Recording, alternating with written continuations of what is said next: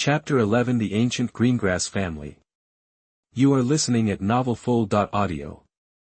This first item caught Mr. Borgin by surprise. He recognized instantly that the bracelet was made of animal bones, but he didn't expect them to be goblin skulls. Considering the size of the beads, each goblin could only provide one, and there were 13 beads on the bracelet. That meant at least 13 goblins had to be hunted to create it, making something like this now would be impossible. Setting aside the difficulty of hunting goblins, the public outcry alone would be a disaster. This wasn't the Middle Ages anymore.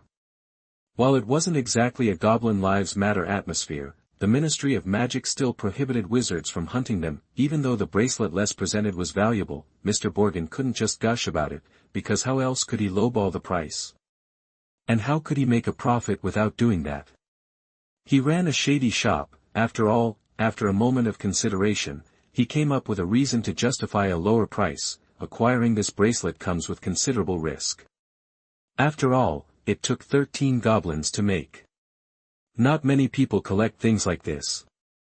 In today's wizarding world, forging isn't exactly a booming business. Fairies still do it, but there's no way this thing could be sold to them. So its special effects are more of a nice to have than a must-have. Besides, items like this probably come with a hefty dose of goblin resentment, right? How about 10 galleons? After highlighting all the supposed flaws, Mr. Borgin put on a pained expression, slammed his hand on the table, and announced the ridiculously low price in a tone that implied Les was getting the deal of a lifetime. Lupit's eyebrows shot up in surprise at the offer. Before she could explode, Les calmly stated his bottom line. 130 galleons. Not a canute less. That's impossible. Les immediately moved to pack the box away. Wait, hold on. I won't make a dime on this, but let's just call it making friends. Mr. Borgin displayed an agility that belied his age, snatching the box back and conjuring a bag of galleons with almost imperceptible speed. Les chuckled, taking it as acceptance of the deal. Judging by Mr. Borgin's actions, his initial offer was definitely way too low. Les sensed the guy thought he could push the price even higher if he really tried. Just as Les was about to show off his other two magic items, Mr. Borgin cleared his throat. Speaking of which, are those people outside friends of yours? Oh. Les raised an eyebrow, while Lupit instinctively clutched the wand hidden in her robes. They've been hanging around outside for ages, like kids outside a candy store. Mr. Borgin grinned, revealing his less-than-perfect teeth. If you need anything, you can always contact me through the shop's Flow network. I've got some connections here in Nocturne Alley. Nobody's going to mess with you here. Mr. Borgin had already figured out that the young guy in front of him was the one calling the shots, so he shifted his attention to Les. Les just shook his head, not particularly concerned about the people outside. The lurking wizard didn't know his cover was blown. He even sent someone in, posing as a customer, to keep tabs on Les and his friends. Ignoring him, Les proceeded to introduce his other two magical items. The first was a light yellow candle that had a calming effect, inducing sweet dreams and soothing restless souls when burned. The second item was more intricate. Its core was the seed of an extremely rare plant that could dispel evil. If planted and cultivated with dragon manure, it would produce a dispel evil fruit. Swallowing the whole fruit would cause it to absorb any diseases or curses within the body. Once the fruit was expelled, the patient would be fully recovered. However, before they could even begin discussing prices, their conversation was interrupted yet again. A fancy carriage pulled up outside the shop, its doors inlaid with gold, silver, and various gemstones. Les recognized the coat of arms immediately. It was divided into 5 sections. The largest and most prominent one in the center featured a snake coiled in the shape of the letter G. Surrounding it were 4 smaller symbols, a fiery red wing in the upper left, blue water droplets in the upper right, a bundle of golden wheat in the lower left, and a cluster of green oak leaves in the lower right. A complex silver border framed the entire coat of arms, displaying the Greengrass family motto in cursive script: survival, liberty, wealth, and purity. Greengrass. A true pure-blood family from the British Isles. Les thought, a little amused. The kid from the Macmillan family had really thrown him for a loop earlier. Who knew that the Macmillans would dare to call themselves pure-blood saints after all this time? He distinctly remembered that if Hufflepuff hadn't been so kind, the ancestors of the Macmillan family wouldn't have even qualified to attend Hogwarts. Times sure change. The carriage door slid open, and a small silver ladder extended to the ground. Two silver-haired, fair-skinned girls dressed like exquisite dolls stepped out, accompanied by a well-dressed middle-aged man. Merlin's beard, it's Mr. Greengrass. Excuse me, I need. Mr. Borgin flashed a perfectly timed, guilty smile. You guys talk first. Les was remarkably patient when dealing with the Greengrass family. Mr. Henry, it's a pleasure to see you again. Your presence brightens the shop, so, what can I do for you? The usual. The middle-aged man, Henry, glanced at the other customers in the store, his gaze lingering on Les and the 3 open boxes on the counter. You guys talk first. Mr. Borgin hesitated. Restocking in front of other customers wasn't exactly ideal, plus, Henry's comment had subtly reminded him that the 2 remaining magic items in Les's possession might be incredibly valuable. Greed was in Mr. Borgin's nature. Like any businessman, he instantly started thinking of how he could profit from it, but quickly realized there was no way he could. Mr. Greengrass would see those items, then see them back on the shelves a short time later, and figure out he was trying to skim off the top. Did Borgin really think he was that stupid? Even if Henry was doing this for his daughter's health, he'd definitely lose this generous patron. In a split second, Mr. Borgin made up his mind, he wouldn't make any money on this deal. The friendship of Mr. Greengrass was paramount. Chapter 12 Kindness from Greengrass. You are listening at novelfull.audio. When Henry glanced at Les was watching his little girl. Henry had 2 daughters, both well-behaved and lovely, with skin as smooth and white as peeled eggs. Dressed in identical white robes, the only difference was the green lace on one sister's cuffs, while the others were plain. Wherever they went, the 2 energetic, beautiful girls attracted attention, but Les immediately sensed a strange magical surge when they walked in. After focusing for a moment, Les pinpointed the younger girl. Her soul was unstable, tainted by something dark. As if sensing Les's gaze, she gave him a small smile. Daphne, Astoria, these are my daughters. Seeing Les staring at his youngest, Henry felt the need to remind him, I'm still here. Les Chasala Lint. Les nodded at Henry, then at Borgin. Borgin cleared his throat. Mr. Greengrass, Mr. Lint might have something you're looking for. When he described the 2 magical items Les hadn't sold yet, Greengrass's eyes lit up. Candles to calm nerves, and fruit to cure illness. This sounded perfect for his daughter's condition. Greengrass was instantly interested. It might seem unbelievable, but Astoria Greengrass, daughter of the prestigious Greengrass family and deeply loved, was suffering terribly. From birth, she'd carried a blood curse, a soul-deep affliction that gave her the power to transform into an animal. The price? Eventually, she'd become an animal permanently, losing all memory of her human life and becoming a complete beast. The thought of his lively, lovely daughter turning into a mindless, bloodthirsty animal was unbearable. The Greengrass family couldn't allow it. So, Henry had been desperately seeking a cure, even resorting to shady dealings with Borgin. Now, it seemed that taking the wrong path might yield unexpected results. How much? I want both those items, Henry asked without hesitation, barely concealing his eagerness. 300 galleons for the pair. Borgin almost choked. Les was practically giving them away. He'd have doubled the price at least, because Greengrass clearly had the money and desperately needed these items. Damn it, this kid has no business sense. If I hadn't argued and bought those 3 items myself, I'd be 300 galleons richer today. The thought of that money slipping through his fingers made Borgin's chest ache. By the time Borgin had finished lamenting, Les and Henry Greengrass had struck a deal. Seeing the genuine joy on Greengrass's face, Les cautioned, the candles can only calm the mind. They're not a cure-all. Don't get your hopes up too high.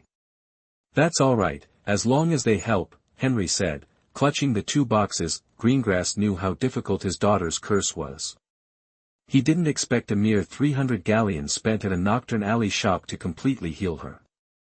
But if it could ease her suffering, it was worth every penny. Mission accomplished. Henry turned to Les before leaving Borgin and Burke's.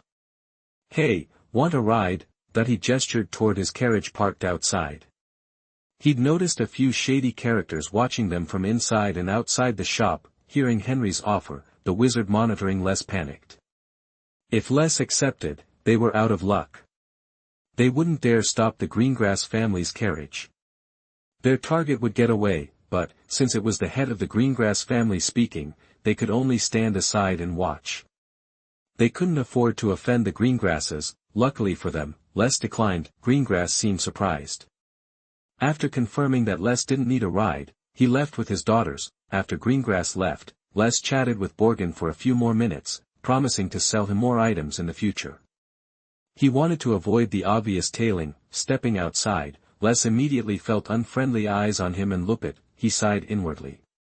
If wizards 1,000 years ago were this inept, races like werewolves and goblins would have wiped them out. Then again, it showed that modern wizards had it pretty good. Deliberately heading down a less traveled path, the two didn't stop until they reached a dead end. Turning to face the 4 people who had been following them, Les said, "If I were you, I wouldn't follow us so obviously. Everyone can see you. Don't you think you're being a little conspicuous?" The 4 wizards exchanged glances. Finally, the apparent leader spoke. "Cut the crap. Don't you get it? It's 4 against 2. The odds are in our favor. Give up and we can get this over with quickly. You messed with the wrong people." From the other side's words, Les understood the source of this conflict. The Macmillan kids were stirring up trouble again. This angered him. Some people were truly ungrateful and were about to be taught a painful lesson. As the 4 confronted Les, a transparent string slowly wriggled on the ground. Its transparent color provided perfect camouflage, and Les didn't seem to notice it. It slowly slithered toward Les's feet, then suddenly sped up, shooting for his neck while he was speaking to the 4 wizards. Chapter 13. Not every magic school is Hogwarts. You are listening at novelfull.audio. Snapped. The nearly invisible wire tightened around Les's neck. He didn't even flinch, thanks to a super thin, super strong personal shield that instantly popped up, taking the strain. As the hidden wizard made his move, the other 4 whipped out their wands and targeted Lupit. Their plan hinged on the hidden boss taking out Les in one shot, leaving them to handle Lupit.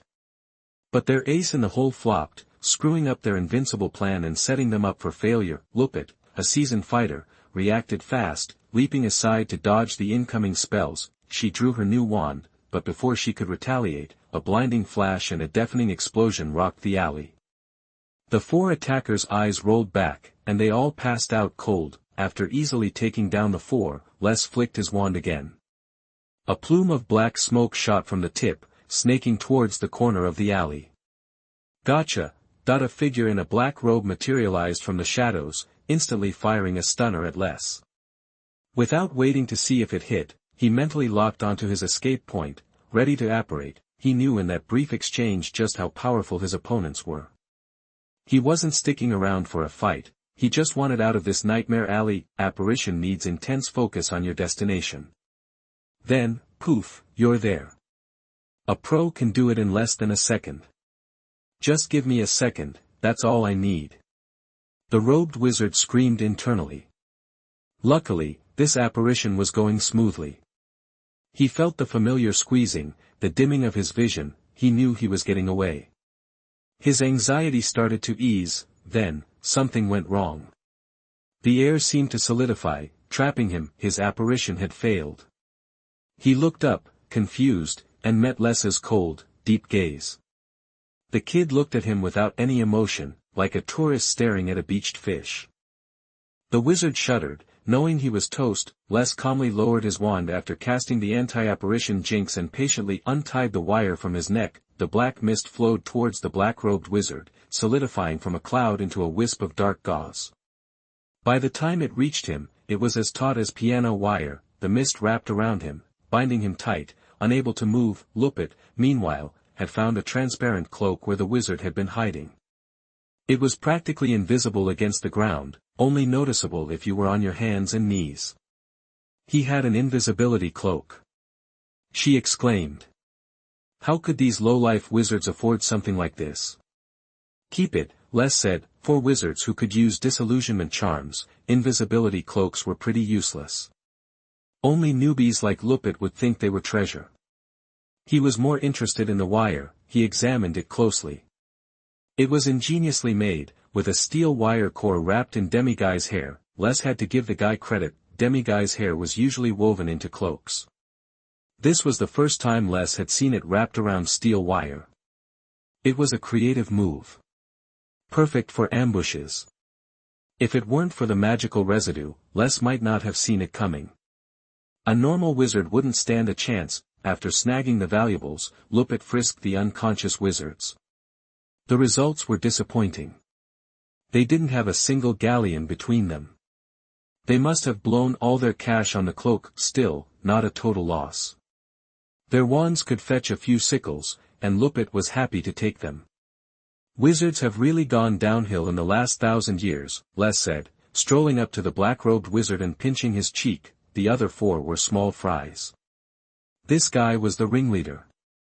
He'd be the one with the intel. The wizard's face went slack, then he recovered. 1,000 years?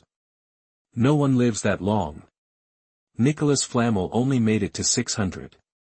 He figured the kid was bluffing. Still, bluff or not, the kid had the upper hand.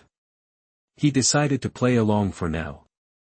I think there's been a misunderstanding. The wizard mumbled, his cheek still pinched. Shoo. Les wasn't interested in chit-chat. He forced the wizard to meet his eyes until his gaze went blank. Les was a legilimens. His current weak state limited some of his magic, but legilimency, which relied on soul power, wasn't affected much. He could still easily read the mind of a controlled wizard. Who ordered you to do this? Anthony Macmillan. He offered us 40 galleons to rough you up. If you'd captured Lupit and me, what were you going to do with us? Mess around with you, then get rid of you. John said you were loaded. We were gonna split the money and pin it on Anthony. He asked us to rough you up anyway. The wizard spilled the beans. Lupit was livid, kicking him repeatedly. Les now had the full story. Macmillan hired thugs, and the thugs decided to cash in, using the Macmillan name to cover a robbery. Simple enough. Are you a student at Hogwarts? Les asked, after a pause. He dreaded hearing the wizard say Slytherin. No, I was taught magic by the monks of the Secret Order. The Secret Order? Les had never heard of it. Lots of Muggle groups had that name, but Les figured it was probably just a coincidence. Heard of it? Les asked Lupit. She frowned. Sounds like a magical group in Europe that teaches magic to kids who didn't learn it before. I met a wizard from Montenegro once. He was in the Secret Order, but I don't know if it's the same one. Like Hogwarts? Not even close. Lupit shook her head. Hogwarts is the best school in the UK, maybe the world. It has a total monopoly on British Isles wizards. The Secret Order can't compare. Only a few schools can compete with Hogwarts. Les was excited. If the time were right, he would have asked Lupit to tell him all about current magic schools. It was unusual for a school like Hogwarts to accept every young wizard born in the British Isles. Other schools generally drew a region and recruited talented students.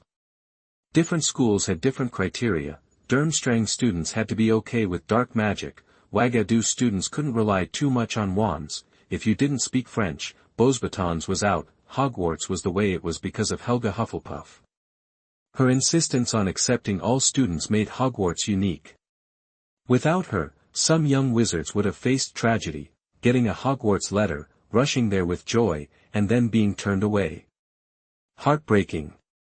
Since magic schools didn't have repeats, that would ruin their lives. Learning that the Secret Order was basically a magic school, Les lost interest. As a habit, he asked, "You still in touch with the Secret Order?"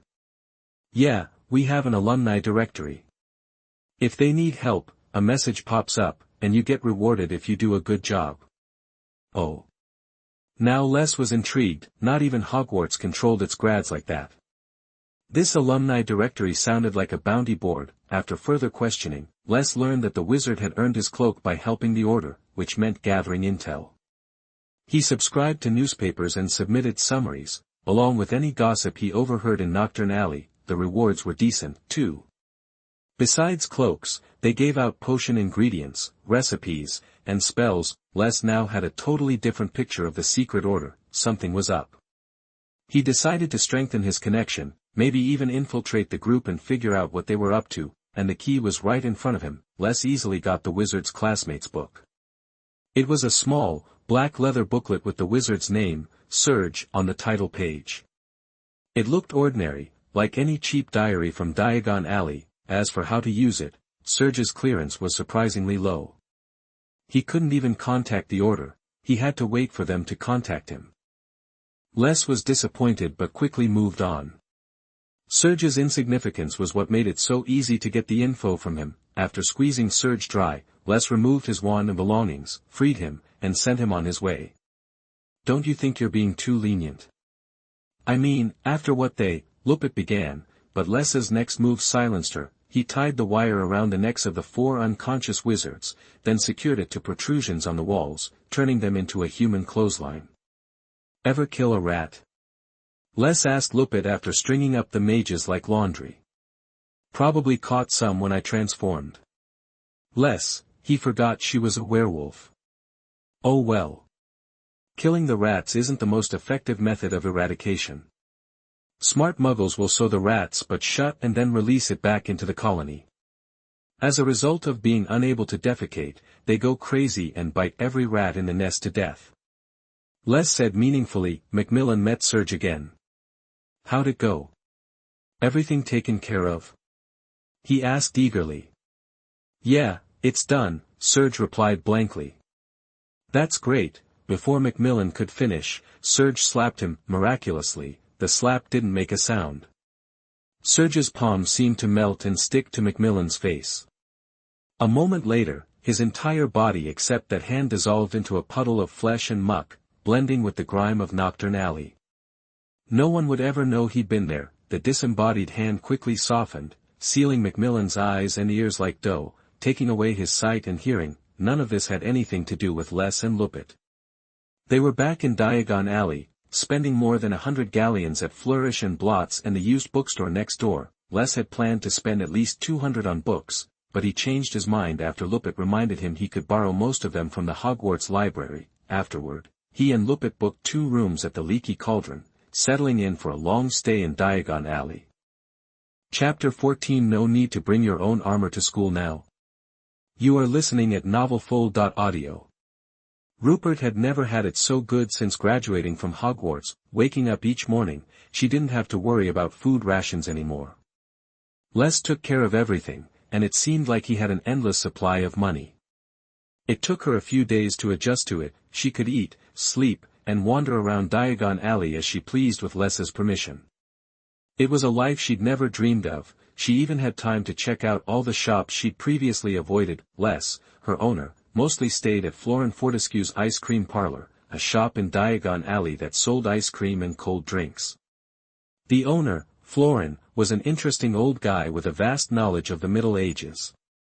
Les would grab a few books, order a sweet drink, and sit under an umbrella outside, ordering a box of ice cream every half hour to chat with Florin about history. Les would usually explain modern concepts to Florin, but sometimes Florin would leave him speechless. When that happened, Les would just read, while Florin would laugh and offer him some milk-flavored ice cream. Les only returned to the Leaky Cauldron for meals or when the ice cream parlor closed. Of course, Les hadn't abandoned his career. He had Rupert summarize the news from several newspapers and send it to a specific address by owl post. There was no feedback from his classmates, but Les wasn't worried. He had plenty of time to wait for them to take the bait. As time went on, Les's understanding of the modern world grew. He read a lot, and Harry Potter, the boy who lived, came up often. He's about to go to Hogwarts, isn't he? Who?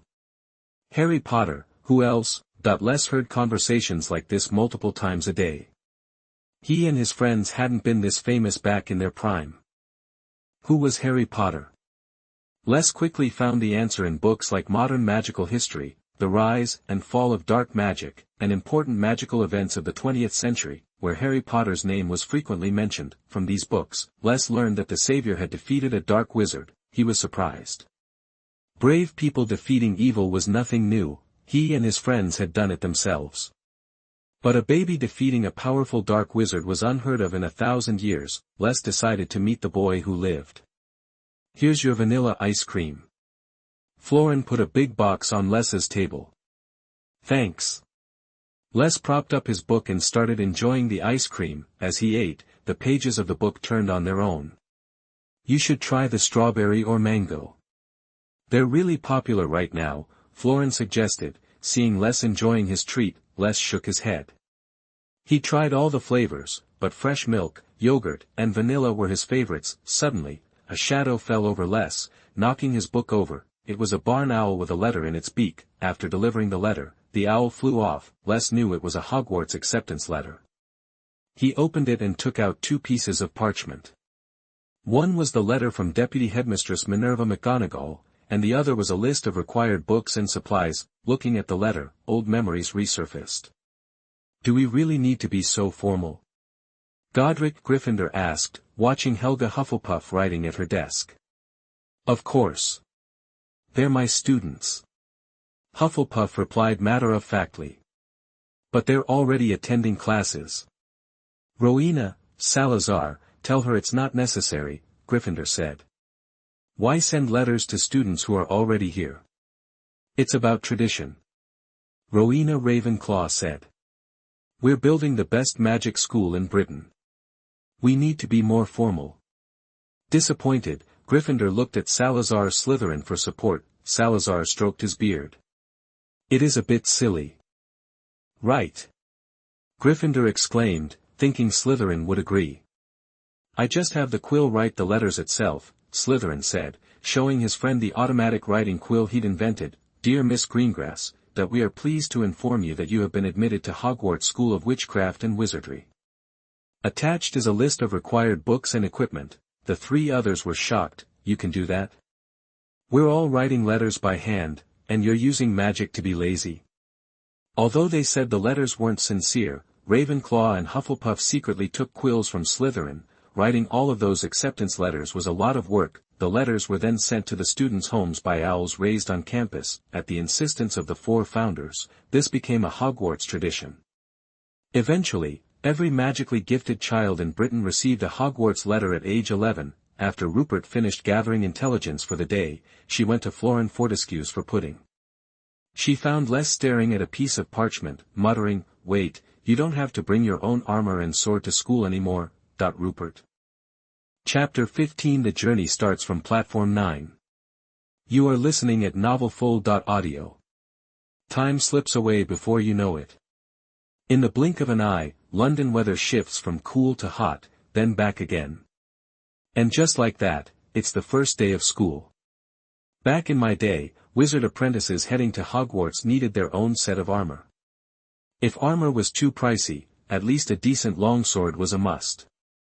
Magic's important, but swordsmanship? Equally crucial. Yeah, you've said it before, Lupit replied, picking up the suitcase with a casual air. She was used to his eccentric pronouncements. In her mind, he was an ancient wizard who, for some reason, had become young again. Immortality? Rejuvenation? Whatever, it didn't change the fact that he was a powerful wizard.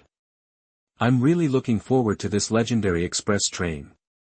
Back in the Middle Ages, students had to get to school however they could. Some wouldn't arrive until halfway through the first month, and it wasn't safe either. Sending the school's address in a letter was a huge risk. Les was buzzing with excitement, finally returning to Hogwarts. Even though all his old friends were gone, it was still a place filled with unforgettable memories. This is going to be one heck of a trip. After a bit of a scramble, Hermione Granger and her parents finally located Platform 9. March 4th, as she gazed in wonder at the red steam train, a familiar face caught her eye. Les.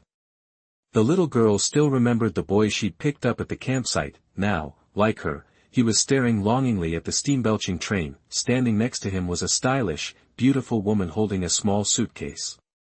She wore a peaked cap and a silk scarf, a brown coat, and tight-fitting leggings that showed off her shapely thighs.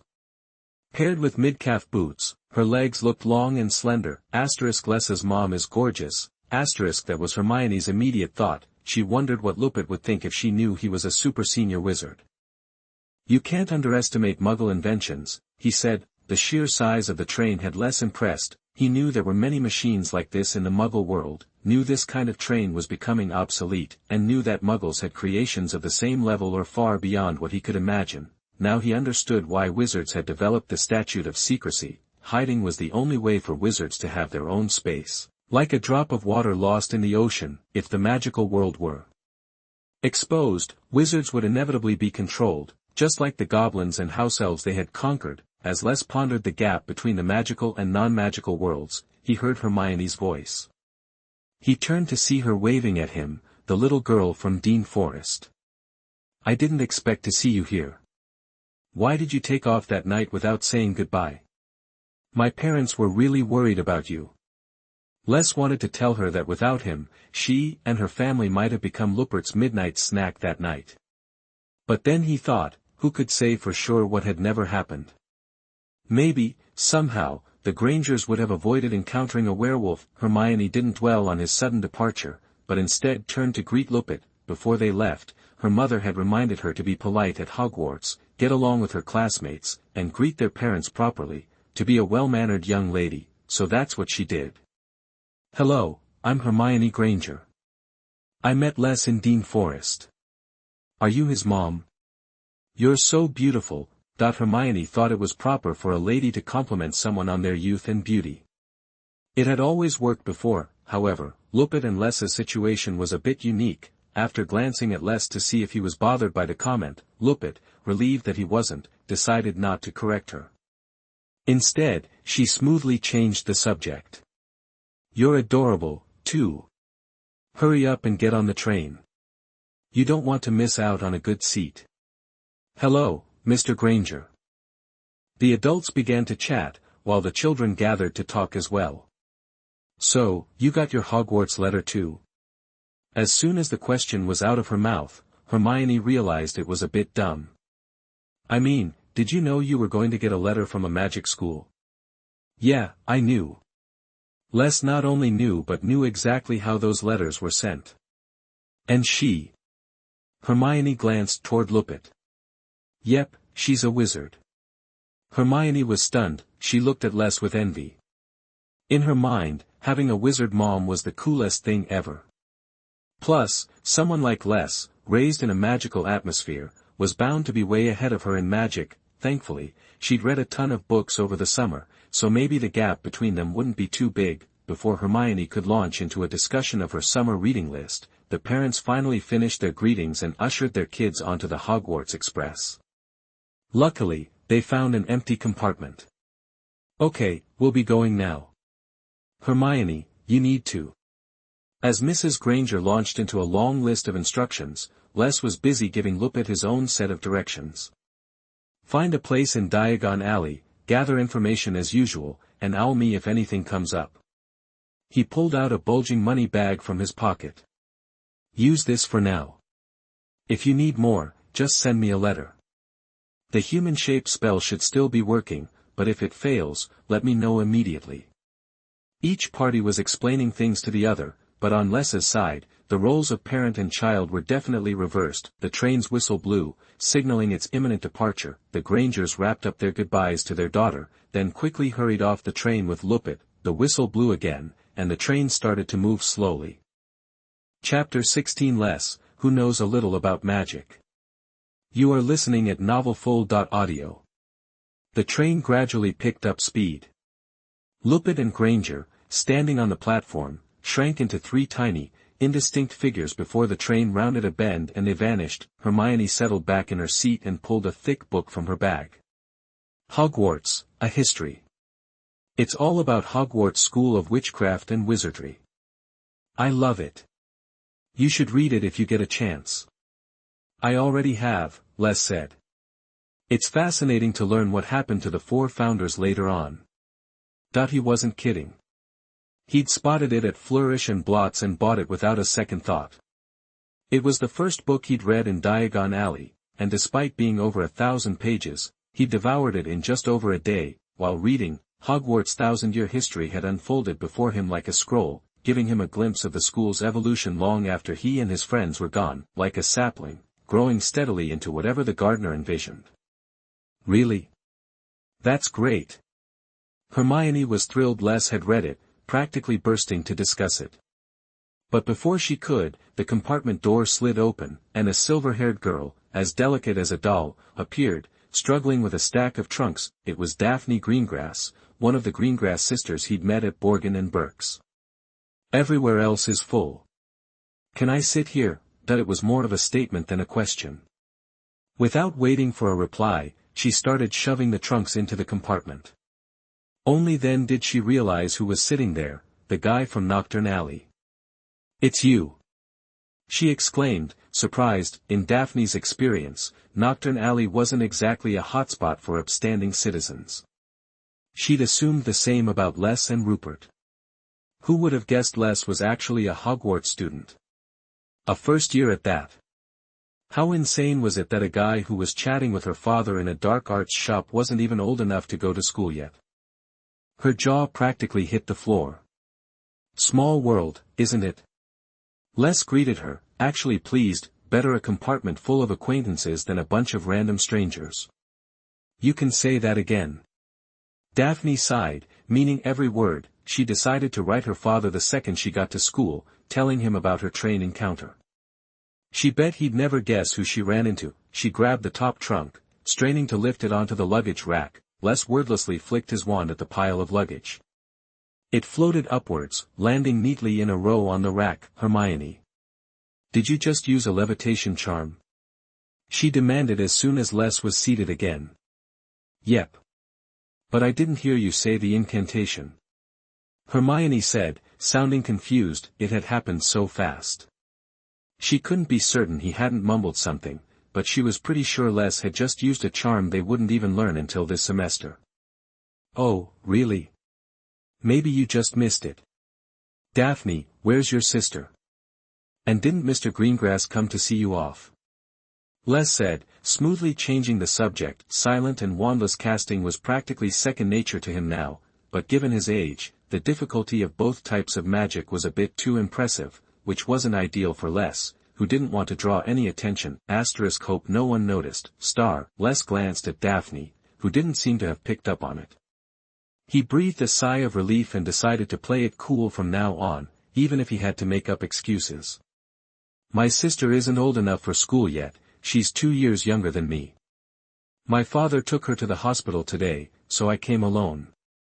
But I have our house elf with me, so it's not too bad. She tried to sound upbeat, but Les caught a hint of sadness in her voice. After a moment, she added, thanks for the candle, by the way. It's working great. My sister's been sleeping like a log and hasn't had any nightmares. This girl Daphne is going through it. Hermione had trouble summoning any sympathy for Daphne, though. All she could think about was the spell Les had just used. Daphne continued, did you practice the spells we'll be learning this year? You seem to know a ton already. Nah, just a little bit. Completely unconvincing. Seeing Les admit he understood spells, Hermione perked up. I tried to learn a bunch of spells over the holidays, too. What kind of magic are you especially good at? Les blinked. If you're asking me what I'm best at, I'd say I'm best at preserving ice cream. Huh? Hermione wondered if she'd misheard him. Then Les pulled out 3 large boxes of ice cream with a wisp of white steam, and she realized she'd heard him perfectly. Want some? Les grabbed a box of yogurt ice cream and pushed the other 2 toward Hermione and Daphne. How did you do that? I thought Gamp's law of elemental transfiguration clearly stated that you can't conjure food out of thin air. Hermione exclaimed, completely baffled. Even Daphne, usually composed, was gaping. She'd never seen anything like it. The fundamental rules of the wizarding world were being broken right in front of them. It's not conjured out of thin air. I just combined a few simple spells to achieve this effect. Told you I knew a little bit about magic. The freezing charm was just a simple application of the undetectable extension charm. Hermione and Daphne were stunned into silence. They carefully took a spoonful of ice cream each. The icy sweetness told them this was real, and most importantly, the ice cream was amazing. Chapter 17 The Malfoy Family. I remember they liked to associate with Muggles. You are listening at novelfull.audio. Edited content, Chapter 17 The Malfoy Family. I remember they liked marrying Muggles. For a moment, the only sounds in the carriage were the slurps of ice cream and the rumble of the train. Once the ice cream was gone, Les conjured up a pile of pastries, puffs, puddings, and cream cakes. Hermione, Daphne, Sigma, degree winky face. How many desserts did you bring? Did you raid a bakery? Les grinned sheepishly. The desserts from this era are just too good to resist. 1,000 years ago, chefs were stuck with honey and lead sugar for flavoring, so sweets were pretty basic. Any modern dessert would be a total upgrade. No wonder Les was hooked. Sure, too much sugar isn't great, but what girl can resist a tasty dessert? It wasn't long before everyone in the carriage had one in hand. So, did you guys hear the boy who lived is coming to Hogwarts this year? Daphne knew that dessert always tastes better with a little conversation, so she jumped right in. Oh, you mean Harry Potter? He's been mentioned in tons of books. Hermione started listing all the books she'd read that mentioned Harry Potter. Just as their conversation was getting good, there was a knock on the door. A round-faced, red-eyed boy stood there timidly. Excuse me, he said, his voice wavering, have any of you seen my toad? Daphne and Hermione shook their heads. Hermione offered to help him look. Toad? Les glanced at the boy. He remembered reading in the Hogwarts acceptance letter that students were only allowed to bring an owl, a toad, or a cat. Maybe they were cracking down after students brought fire dragons, hippogriffs, and acromantulas as pets. Even back in the day, when there were fewer rules, toads weren't a popular choice. They're ugly and slimy, with none of the magic of other magical creatures. They're not as useful as owls, and nowhere near as cute as cats. If given the option, nobody picks a toad, but toads do have one advantage: they're drug-resistant. Potions masters often use toads to test their new concoctions. Their mucus is also a common ingredient in potions, and its effects change depending on what the toad eats. Potions masters love them. Maybe he's into potions. Les thought, and pulled out his wand. Since he likes potions, I'll help him out. Toad summoning charm. An ugly toad flew towards Les. Despite knowing all the toad's benefits, Les still winced as it sailed toward him. He tapped his wand, and the toad landed gently in the boy's hands. There you go. Looking at the plump, healthy toad, Les said, you've taken good care of it. Thank you. The boy's eyes lit up as he clutched the toad and hurried off. After the boy left, Daphne curled her lip. That's Neville Longbottom. He's not the sharpest tool in the shed. Longbottom? Another familiar name. Yeah, he's actually a pure-blood, which is pretty crazy. Daphne paused. Although, honestly, half the pure-bloods these days are a bit off. That was a pretty broad statement, and it wouldn't be long before someone jumped to Daphne's defense. Not long after Neville left, a blonde boy and two large, sturdy friends passed by Les's compartment, talking loudly, their voices carried through the door. The boy who lived is on the train. Yeah, I saw him in Diagon Alley. He looked so average, hanging out with Hagrid. Rubeus Hagrid, you know, but the voice stopped outside their door. A moment later, the door swung open. Daphne, you're here. Want to come with me to see the magical world savior? Not interested, Daphne said bluntly. She'd like to see Harry Potter, but not with these guys. Still, Malfoy had a point. She could see how Les felt later. If he was interested, she'd go find Potter with him. Fine, Malfoy said, clearly annoyed. He turned to Les and Hermione. Who are these two? Hermione Jane Granger. Les Chaz Sala Lint. Malfoy didn't recognize the last names. Seeing that they weren't pure-bloods, Malfoy didn't bother with a greeting. He looked down at Daphne and said, as a friend of the family, I'm giving you a warning. Stay away from shady people. You don't want the Greengrass family ending up like the Weasleys or Longbottoms. Shut up, Draco Malfoy. Get out of here. Your voice makes me sick. Daphne's face flushed with anger. Even though they hadn't known each other long, Daphne considered Les and Hermione her friends. She wouldn't let Malfoy insult them in front of her. She screamed the worst thing she could think of at him. Malfoy? Les recognized the name. Unlike the Greengrasses, Les remembered the Malfoys because an ancestor had hired him as a witness at their wedding. The bride was a wealthy French lady, and a Muggle. That's right. Seeing that Les recognized the Malfoy name, Draco puffed out his chest. Since you've heard of the Malfoys, you're probably not a mudblood. Are you talking about the Malfoy family that's so fond of marrying Muggle nobles? Malfoy? Chapter 18 Les, you have too much misunderstanding about Slytherin. You are listening at novelfull.audio. Draco Malfoy was sure his ears were playing tricks on him. There was no way someone would dare say something like that to his face. He froze, his mind grinding to a halt at Les's words. The whole compartment went silent. Daphne stared at Les like he was nuts. As a member of an ancient wizarding family, she knew all about the Malfoys. Her family still had a copy of the love letter a Malfoy ancestor wrote to Queen Elizabeth I.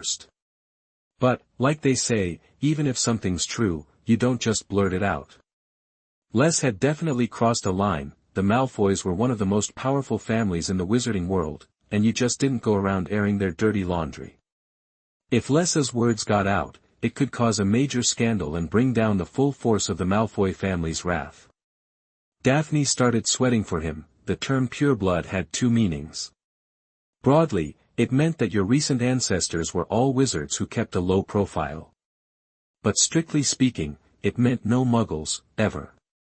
If your family tree had any Muggles, and you didn't disown those who married them, you weren't pureblood. The Malfoys always bragged about being a pureblood family, so they'd never admit that their ancestors married Muggles. Les's words completely shattered Draco Malfoy's carefully constructed image. A few seconds later, Malfoy's mind snapped back. Along with a tidal wave of fury, roaring, Malfoy launched himself at Les, right from his seat. He swore he'd make Les regret badmouthing his family. Les didn't even flinch. As Malfoy charged, Les calmly tapped the table with his wand. Colorful ribbons shot out, wrapping around Malfoy's arms and legs, tying him up tight. You're gonna regret that, Malfoy snarled. Crabbe, Goyle, unable to move, he ordered his goons to attack and turn the tables. But Crabbe and Goyle, despite looking like dimwits, weren't totally stupid. They took a hesitant step forward, then froze. After watching Malfoy get taken down so easily, they didn't have the guts to face Les. Malfoy, even angrier that his cronies weren't helping, opened his mouth to yell again, but a small cake zipped from the table and stuffed itself into his mouth, effectively gagging him. Just chill for a sec, Les sighed, looking with pity at Malfoy, now lying on the floor and unable to speak. These guys are nuts. He thought. Les wished he'd brought those old letters with him. He would have loved to show Draco how his ancestor had invited Les to officiate his wedding to a Muggle noble. You two still standing there? Time to head back to your own compartment, or do you want a dessert like he's having before you go? Crabbe and Goyle, seeing Malfoy enjoying the cake, wordlessly hoisted him onto their shoulders and carried him out of the compartment. If you doubt what I'm saying, write to your dad or granddad, or just check your own family tree. You'll find out soon enough. Les called after Malfoy as he was being carried out, making him shake with rage. After easily taking care of the Malfoy trio, Les was met with Hermione's admiration and Daphne's worried questions. Are you insane? You've just made an enemy for life. Daphne's eyes were wide with anxiety. Draco's father, Lucius Malfoy, is tight with Minister Fudge, and he's on the Hogwarts Board of Governors. If he wants to get back at you. He won't, Les said with absolute certainty. Daphne was shocked. Why would Lucius Malfoy, the head of the Malfoy family, ignore Les's challenge to everything they stood for? Simple. Right now, only the three of you and Malfoy know about this. But if Lucius makes a big deal out of it, everyone will know. You guys know I'm telling the truth, right? Of course, but isn't that enough? Does Lucius know what the Malfoy family is really like? For Lucius, the best way to handle this was to brush it off as a childish prank.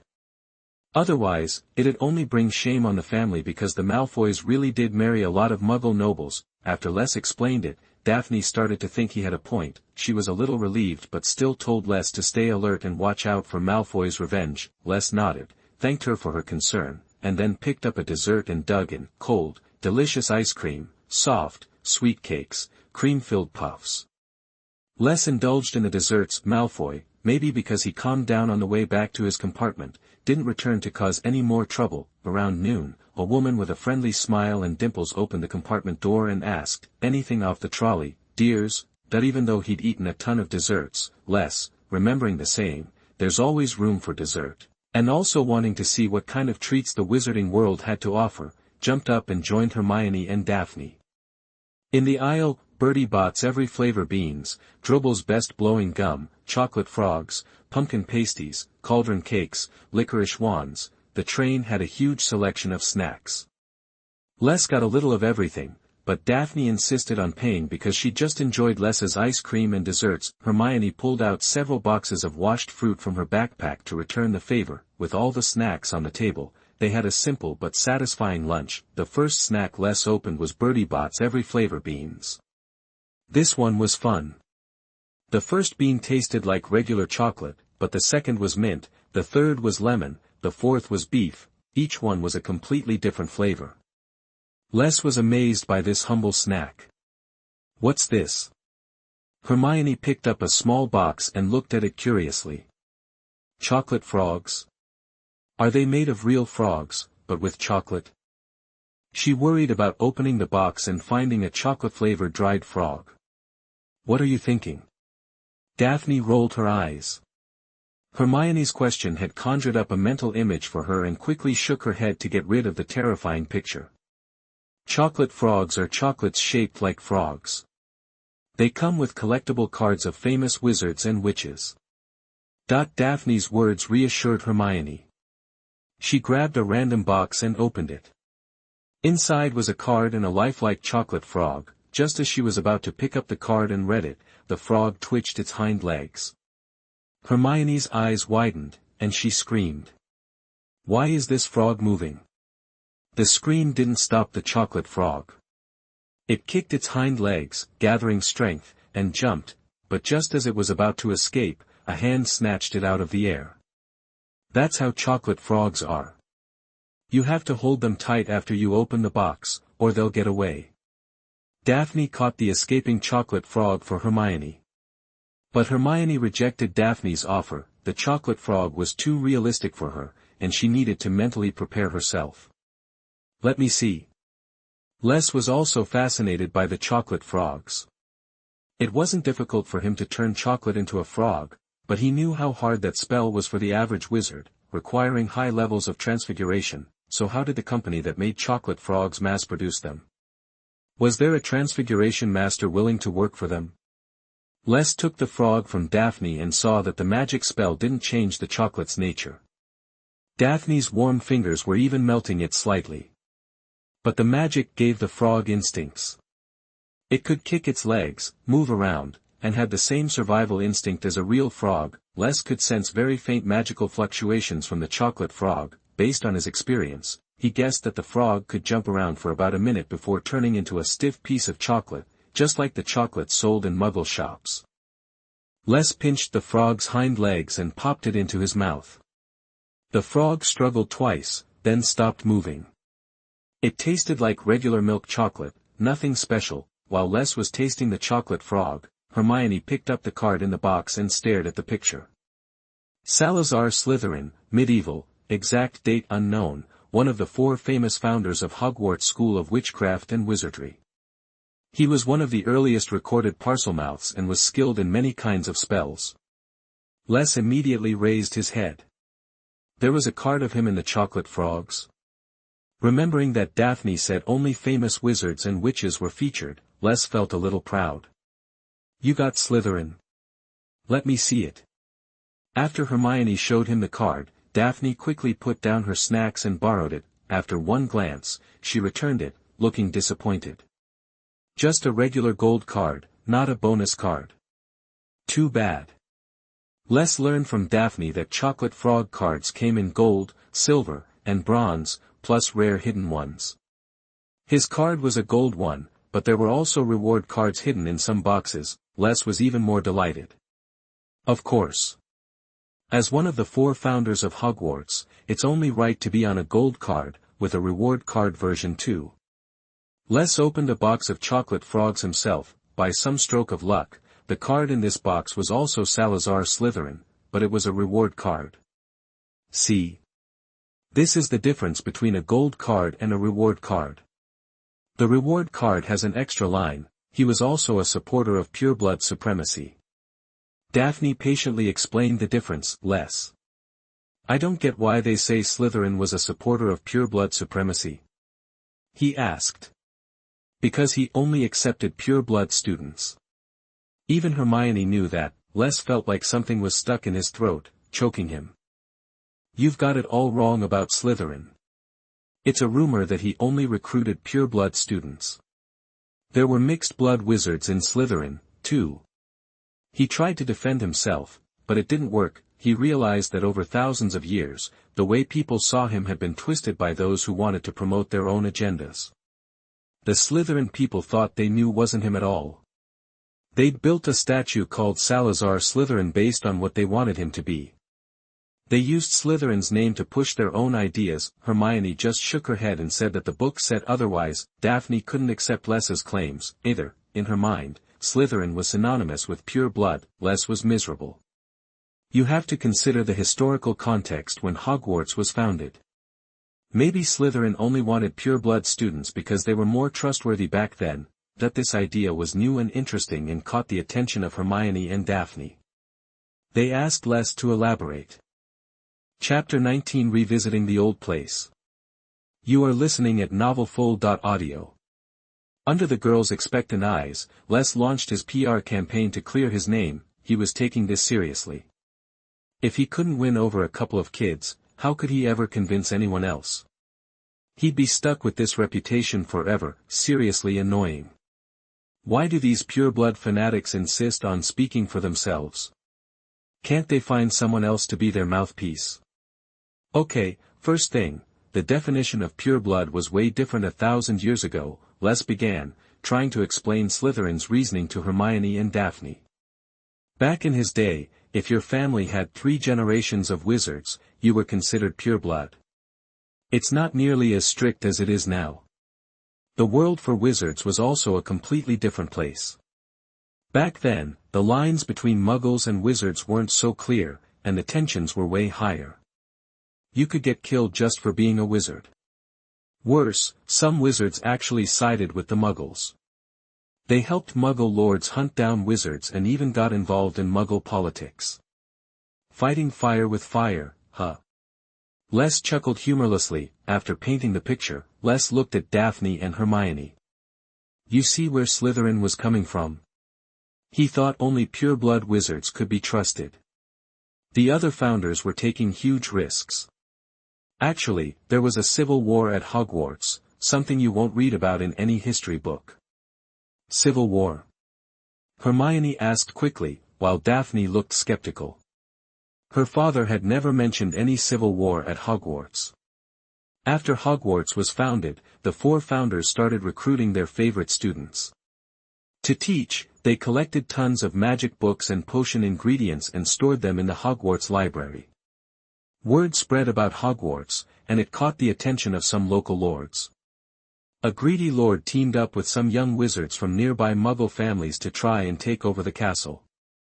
His plan was either to seize Hogwarts or force the school to pay taxes, provide combat wizards, and become his vassal. What happened in the end? Hermione asked impatiently, Daphne equally eager to hear what happened. Regardless of whether Les was telling the truth, it was a gripping story. Les gave them a funny look. The founders won, obviously. A lord and a few magic wannabes didn't stand a chance against them. If they'd lost, there wouldn't be a Hogwarts. They did manage to invade the castle, though. But from then on, Hogwarts never had to worry about greedy lords. So, good riddance. But why would a Muggle lord even think he could mess with Hogwarts? Daphne asked, spotting a plot hole. He wasn't just some ordinary lord. He was a powerful magician himself. That's why he thought he had a shot. Like I said, the lines between Muggles and wizards weren't as clear back then. Some powerful wizards would do anything to get a title and land. The real story was way more complex than what Les was telling them, but there was no need to get into all the details with a couple of kids. A general overview was enough.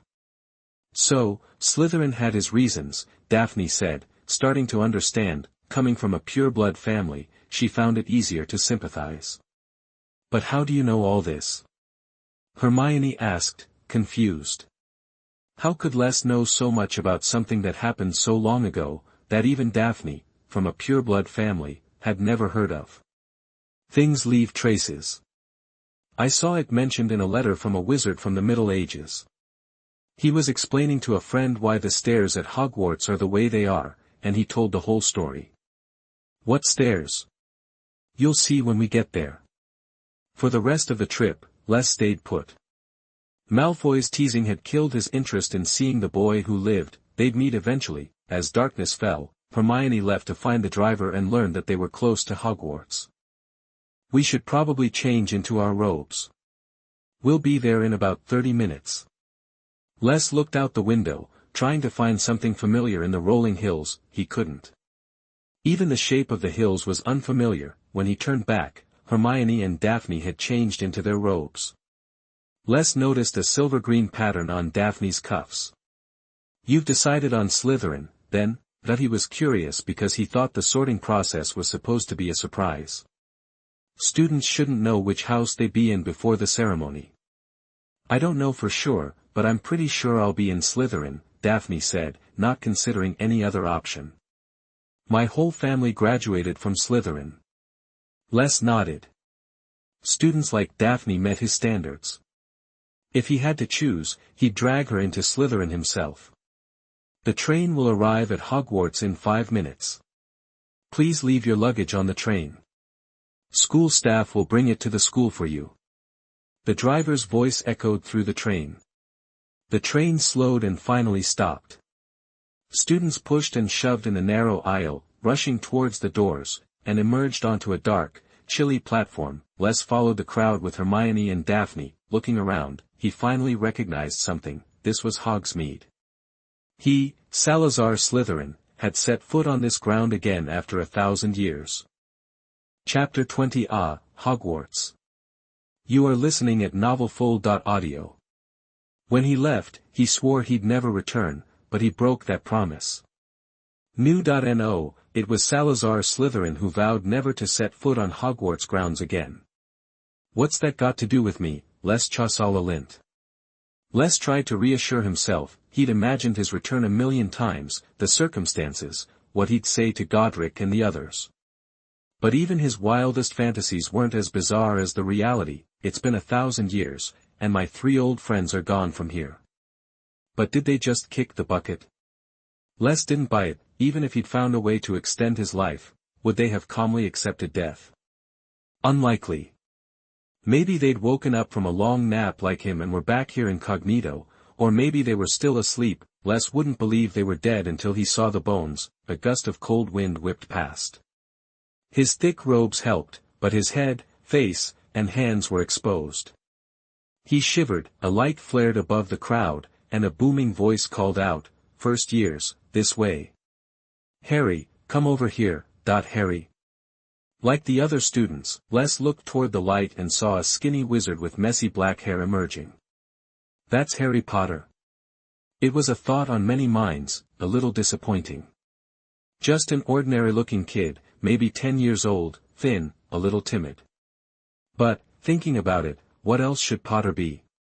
Strip away the savior mystique, and he's just an 11-year-old kid. Les had met the boy who lived, just like that. Daphne tugged at Les's sleeve and whispered, "He's so ordinary," that she struggled for the right word, finally settling on the best fit. Yeah, ordinary. Les thought the kid was nothing special, just a regular boy. How did the Dark Lord fall for him? Maybe he'd figure it out with a closer look later on. What did you expect him to be like? Les replied, pulling out several candy jars from his pocket. I don't know. She almost said, like you, but thought better of it. Here. Les put a candy box filled with blue fire into her hand, gave one to Hermione, and kept one for himself. It's a simple charm, warms your hands. Burns out after half an hour, so don't worry about it. Holding the jar, Les felt warmth spread through his palms. He wiped his face with his hand, chasing away the last of the cold. Daphne, Hermione.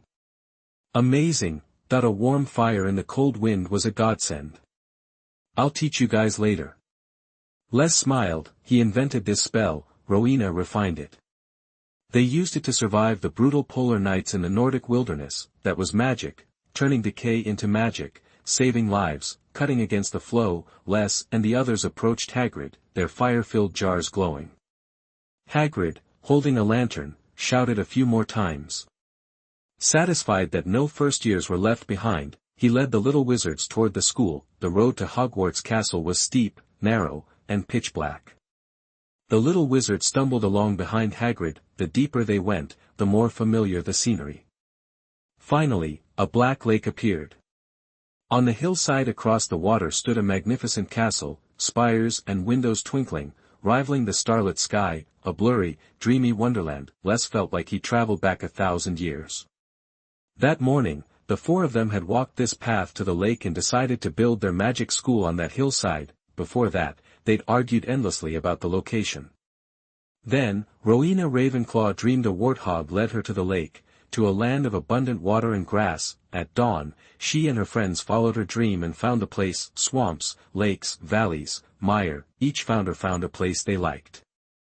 So, they unanimously decided to build their school there. Of course, Les thought Rowena's dream was baloney. She must have found the place somehow, then made up the story to avoid objections. If she really had such a dream, they should have cleaned up the lakes and forests immediately to find the prankster. A dream like that? It was too prophetic, and Rowena wasn't good at predicting the future. Seeing Hogwarts Castle, everyone gasped. Ah, Hogwarts.